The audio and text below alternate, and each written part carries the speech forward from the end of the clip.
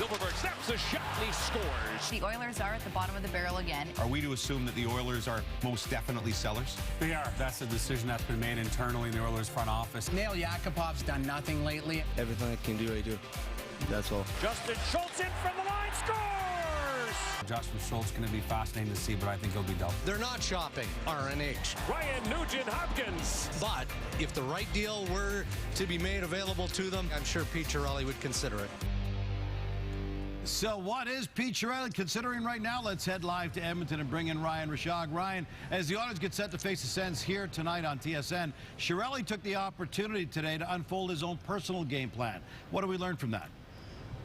Yeah, well, Peter Chiarelli never gives up a whole lot, Gino, but he was maybe a little more positive about things than some might have expected. We'll hear him talk about that in a minute, but as you heard in the sting there, they are sellers. Teddy Purcell is a player that they have to move unrestricted at the end of the year, 32 points. He is very high on the list of guys likely to get moved, but there may be some other guys as well. Look, both Nail Yakupov and Justin Schultz have underachieved in their time as Oilers, and I think that it's safe to say both might benefit from moving on, and maybe they can convince another organization that these would be reclamation projects worth trading for. But when you consider all the hype both these players came to Edmonton under, definitely feels like they'd be moving them for pennies on the dollar.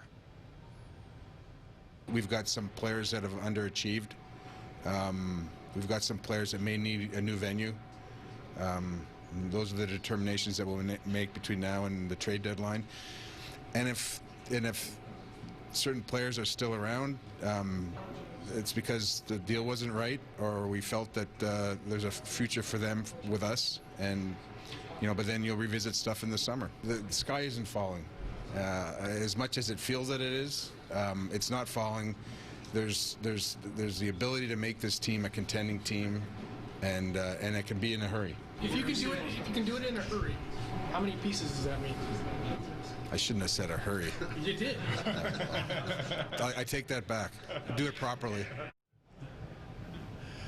Peter Chiarelli backtracking maybe just a little bit on how fast it can be done. But to clarify, Gino, when he was asked about a realistic timeline, remember when he went to Boston, they missed the playoffs the first year he was GM, then made the playoffs the second year. He identified that as an ideal timeline for this Oiler group. So next year.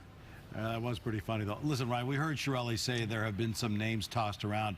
Who are the realistic targets they should be going after, and what could it cost them?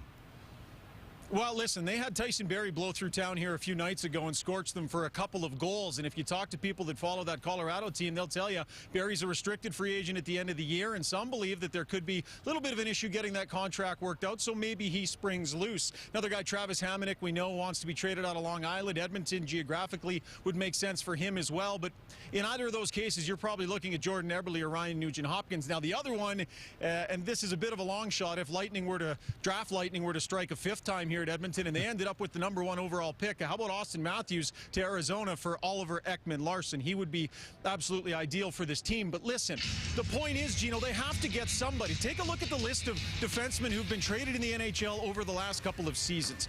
I'm not saying the Oilers should have gotten any or all of these guys, but these are good, functional defensemen that would be helping this Oiler team. Phaneuf, Hamilton, Leddy, Boychuk, any one of these guys would be the Oilers' leading point getter this season. The point is they are not chasing unicorns here, Gino. Good defensemen exist, and they get traded. Steve Tamalini wasn't able to do it. Craig McTavish wasn't able to do it. It's now up to Peter Chiarelli to go and somehow find one of these guys and get in on some of that kind of action. All right, Ryan. Ryan Rishaug live from the game. Okay, a reminder of that game, the Oilers and Sens from Edmonton, coming up live from Rexall in a couple hours' time. Listen, they had some fun. The whole gaggle surrounding Peter Chiarelli, and even Ryan had some fun with the fact that Chiarelli said, we could do this in a hurry.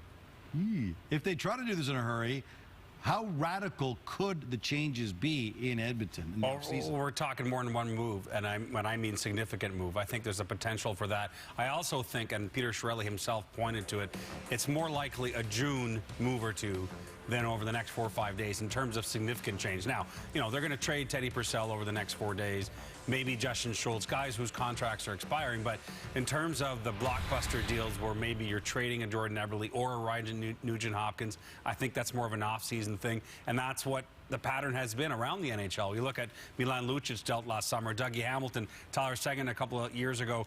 June in a cap world has become easier for teams to bring sizable change to their lineup. And I think Peter Chiarelli's message had a couple layers to it today, guys. The other one is this. It's not acceptable to be dead last again or near last.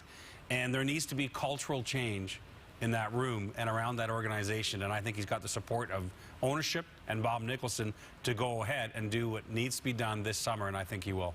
All right, then, when you look at this roster, and I'm assuming Connor McDavid obviously has got to be at the top of this list, who are the untouchables from Edmonton? Well, you're right. Connor McDavid, no question about it. Then you've got to go for Taylor Hall, Leon Draisaitl, and to me, Darnell Nurse. And those four players are it. There is nobody else there. Oscar Klefbom is one that you may want to keep because he still hasn't proven himself. But this is a team that needs a lot more than those four players. So I don't think this is something that's going to get done in a year, 2 years, or 3 years. Because if you go back and you look at the draft history of this team, they don't pick defensemen. Other than Darnell Nurse, since 2012, they haven't had a defenseman higher than the 4th round. The last 2 picks, they haven't had a 2nd and a 3rd rounder. You need 2nd and 3rd round picks to develop your organization.